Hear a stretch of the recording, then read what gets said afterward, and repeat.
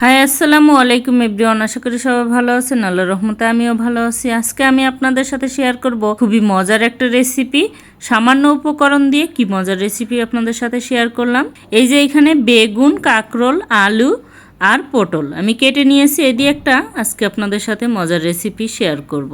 এখানে আছে রুই মাছ আর মাগুর মাছ। আমি দেশি মাগুর একদম আমাদের বাড়ির পুকুরে ভালো করে ধুয়ে পরিষ্কার করে পেঁয়াজ কুচি, কাঁচামরিচ আর আদা বাটা আর সামান্য রসুন বাটা দিয়ে দিলাম। এবার দিয়ে দিচ্ছি অল্প পরিমাণ জিরা বাটা, ধনিয়ার গুঁড়ো, হলুদের গুঁড়ো আর দিচ্ছি সামান্য মরিচের গুঁড়ো। যেহেতু আমি কাঁচামরিচ ব্যবহার করছি তাই অল্প পরিমাণেই মরিচ দিয়ে দিলাম আর লবণ। এবার দিয়ে দিচ্ছি সরিষার তেল। এ দিয়ে এবার ভালো করে ম্যারিনেট করব। সরিষার তেল দিয়ে ম্যারিনেট করলে মাছের যে একটা গন্ধ থাকে সেই গন্ধটা আর থাকে না, আর খেতেও কিন্তু খুবই ভালো লাগে। আমি ঢাকনা দিয়ে ঢেকে কিছুক্ষণ ম্যারিনেট করে রেখে দিলাম। আর এখন আমি দিয়ে দিচ্ছি প্যানে সরিষার তেল। সরিষার তেলের মধ্যে আমি দিয়ে দিলাম পেঁয়াজ কুচি। পেঁয়াজ কুচিটা একটু হালকা ব্রাউন কালার হয়ে আসলে আমি এতে সেই ম্যারিনেট করে রাখা মাছটা ঢেলে দিব। মাছটা কিন্তু এখানে আমি ভালোভাবে কষিয়ে নিব। সরিষার তেলের রান্নাতে কিন্তু খুবই টেস্টি হয় রান্না। আপনারা অবশ্যই ট্রাই করবেন যে সরিষার তেল দিয়েই রান্না করতে। আর সরিষার তেল তো স্বাস্থ্যের জন্য খুবই ভালো। আর এই মাছটা সরিষার তেল দিয়ে রান্না করলেই গন্ধ থাকবে না একদম, যেহেতু দেশি একদম পুকুরের মাছ আমাদের বাড়ির। আমার ছোট ভাই গ্রাম থেকে নিয়ে এসেছিল, আপনাদেরকে একটা ভিডিওতে দেখিয়েছিলাম। সেই মাছ দিয়ে ভাবলাম আজকে আপনাদের সাথে দারুণ একটি রেসিপি শেয়ার করি। মাছটা ভালো করে কষিয়ে আমি ঝোল দিয়ে ঢেকে দিয়েছিলাম। ঝোলটা এবার ঘন হয়ে আসছে। এখনও কিন্তু আমি মাছটা আলাদা একটা পাত্রে ঢেলে নেব।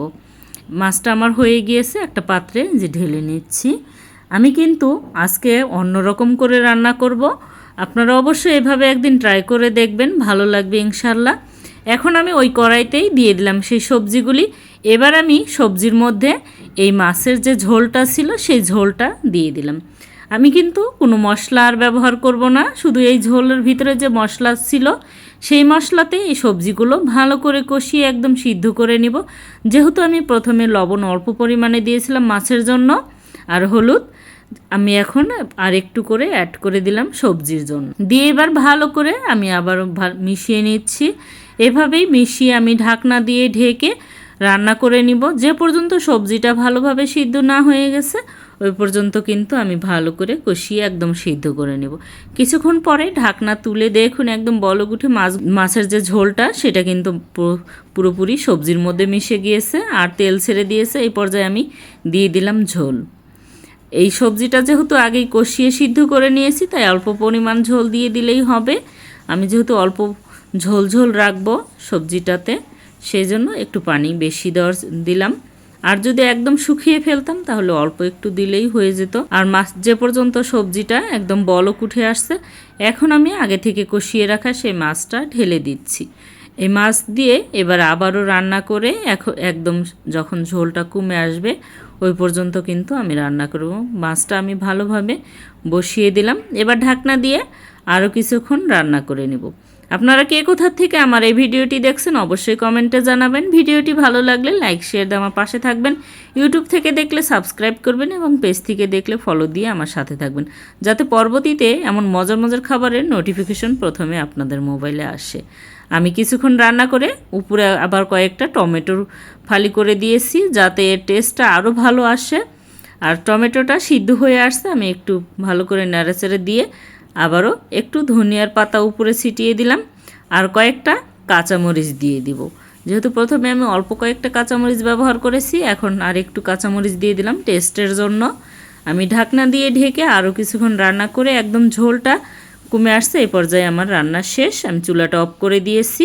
আর এই পাশে আমি আরও কয়েকটা পটল, কাঁকরোল আর বেগুন ভেজে নিয়েছি। আমার বাচ্চারা এসব খাবার খেতে পছন্দ করে, তাই ওদের জন্য। ভিডিওটি ভালো লাগলে অবশ্যই লাইক শেয়ার দিয়ে আমার পাশে থাকবেন আর অন্যকে দেখার সুযোগ করে দিবেন। আমার পটল ভাজাটা শেষ, আর এবার আমি একটা প্লেটে ভাত নিয়ে আসছি। ভাতের মধ্যে আমি এবার আমার বাচ্চাদেরকে দিয়ে দিচ্ছি। এখন ওরা হচ্ছে এই মাছটা দিয়ে খাবার খাবে এবং আমিও খাব। ধন্যবাদ সবাইকে আমার এই ভিডিওটি দেখার জন্য, আমার সাথে থাকার জন্য। Thanks for watching. আল্লাহ হাফেজ।